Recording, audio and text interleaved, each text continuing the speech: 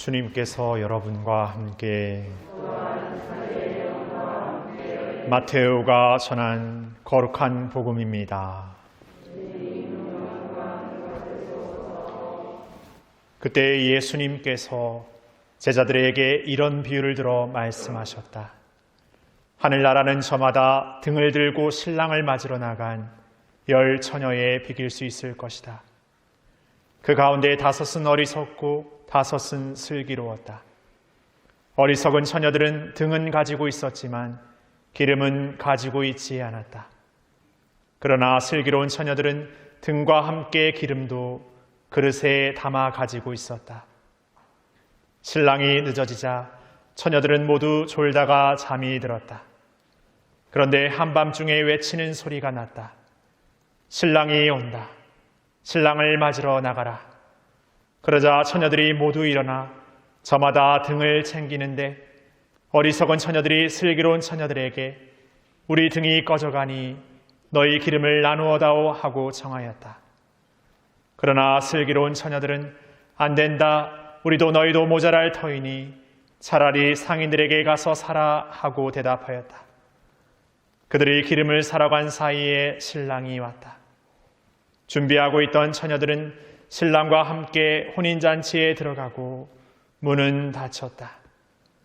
나중에 나머지 처녀들이 와서 주인님, 주인님, 문을 열어주십시오 하고 청하였지만 그는 내가 진실로 너희에게 말한다. 나는 너희를 알지 못한다 하고 대답하였다. 그러니 깨어 있어라. 너희가 그 날과 그 시간을 모르기 때문이다.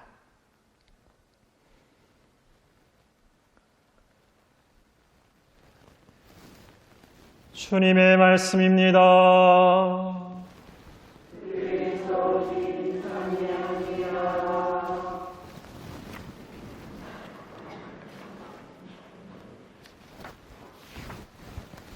참 예수님,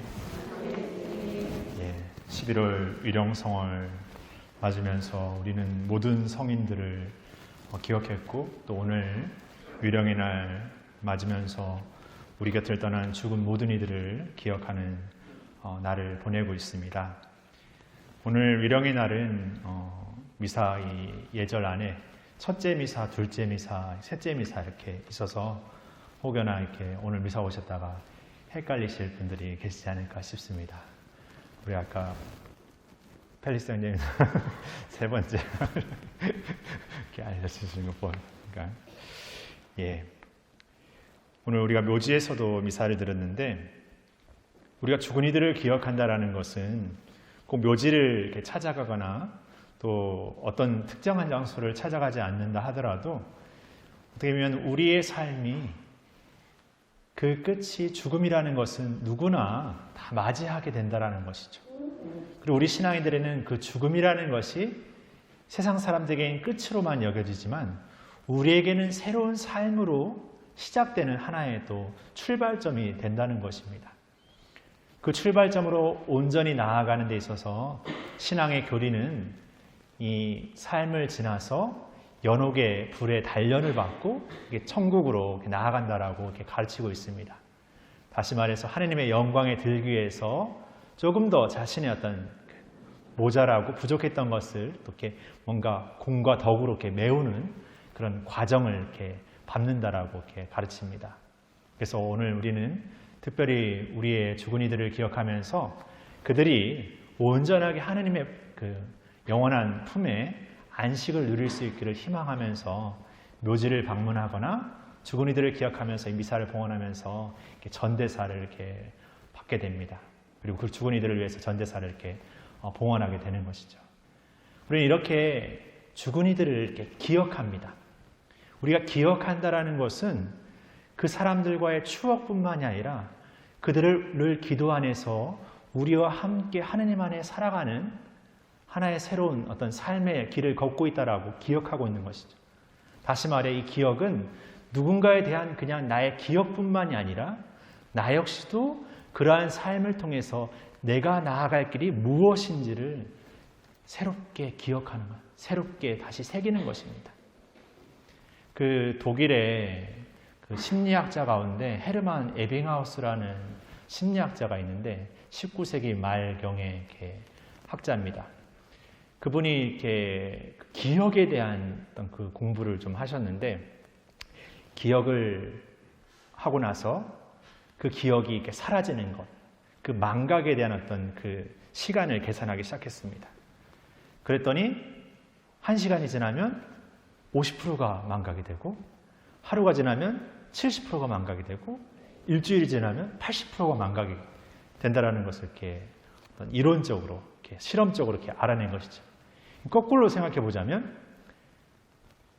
1시간 후에 복습을 하면 그 50%의 망각을 막아낼 수 있고, 다시 하루 후에 복습을 하면 또 그 70%의 망각을 막을 수 있고, 일주일 후에 복습하면 80%의 망각을 이렇게 막아낼 수 있다는, 뭐 몇 프로냐가 중요하기보다는 이분의 논리는 결국에 어떤 것을 기억한다라는 것은 그냥 언젠가 그냥 또 한번 이것을 전체적으로 뭔가를 다시 하는 그것보다 짧게 시간의 간격을 두고 복습하는 것이 기억에 오래 남게 된다는 것이죠.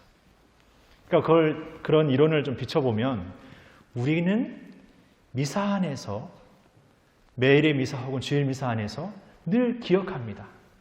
무엇을 기억합니까? 예수님의 현존을 기억하고 예수님께서 우리에게 보여주셨던 구원의 사건을 기억하는 것이죠. 단지 과거의 것을 이렇게 소환해내는 것뿐만이 아니라 이 구원의 역사가 바로 지금의 삶에서 이루어지고 있다고, 이루어져 가고 있다라고 확신하고 고백하는 것이죠. 오늘 우리가 기억한다라는 것은 그냥 과거의 어떤 것을 기억하는 것뿐만이 아니라 우리가 무엇을 희망하여 나아가고 있는지를 새롭게 떠올리는 것이죠. 그리고 막연하게 이런 게 아니라 확신하는 겁니다. 우리가 가야 할 길이고 걸어가야 할 길이 무엇인지를 확신하는 것. 그 확신의 삶이 늘 우리의 일상생활과 세상의 삶 안에서 흐트러지기 마련이죠.